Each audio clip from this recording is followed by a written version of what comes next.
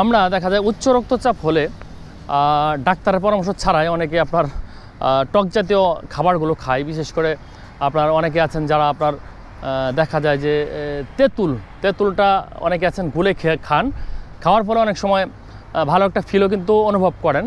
তো এই যে বিষয়টা, এটার সাথে কিন্তু একটু যুক্তি আছে। যুক্তিটা কোন জায়গায়, যে তেঁতুলটা যখন আপনি খাচ্ছেন তখন কিন্তু তেঁতুলের যে একটা স্মেল বা তেঁতুলের যে একটা আপনার যেটাকে বলা হয় ধাক, সেই ধাকটার কারণে কিন্তু আপনার প্রেশারটা অনেক সময় কমে যায়, এটা আমরা দেখি। তবে এর কিন্তু আপনার বৈজ্ঞানিক কোনো ব্যাখ্যা এখন পর্যন্ত পাওয়া যায় না। তবে যাদের উচ্চ রক্তচাপ রয়েছে তারা যদি লেবু খান, লেবুটা আপনি যদি চিপে সেটা পানিতে মিক্স করে খান, দেখবেন যে ভালো একটা ফল পাবেন।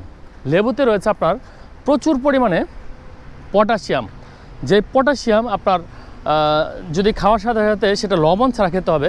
লবণ ছাড়া যদি খান তাহলে আপনি উপস্থিত কিন্তু একটা আপনার যে প্রেশার বা উচ্চ রক্তচাপজনিত সমস্যা, সেটা থেকে একটা রিলিফ কিন্তু পেয়ে যাবেন।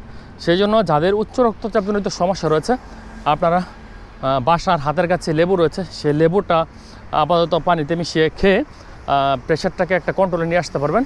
তারপর একটু যদি পরবর্তী সময় দেখেন একটু ভালো ফিল হচ্ছে, তখন অবশ্যই ডাক্তার শরণাপন্ন হয়ে বিপিটাকে মেপে নেবেন এবং সেই অনুযায়ী ট্রিটমেন্টের আওতায় আসবেন। কিছুতে এটাকে ট্রিটমেন্ট বলা যাবে না, এটা কিন্তু আপনার সাময়িক একটা যে ভালো লাগা বা ভালো লাগা ফিল, সেটা এটা কাজ করবে। যারা তেঁতুলের প্রতি আকৃষ্ট, আমি বলবো যে তেঁতুল বৈজ্ঞানিক কোনো ব্যাখ্যা নেই, সেই হিসেবে আপনারা লেবুটা খাওয়ার মাধ্যমে উপকার পেতে পারেন।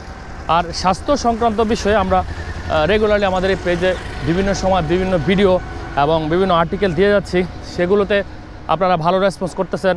তো আশা করব যে পরবর্তী সময় আপনারা আমাদের সাথে এভাবে থাকবেন এবং কোনো প্রশ্ন থাকলে অবশ্যই কমেন্ট বক্সে লিখে যাবেন।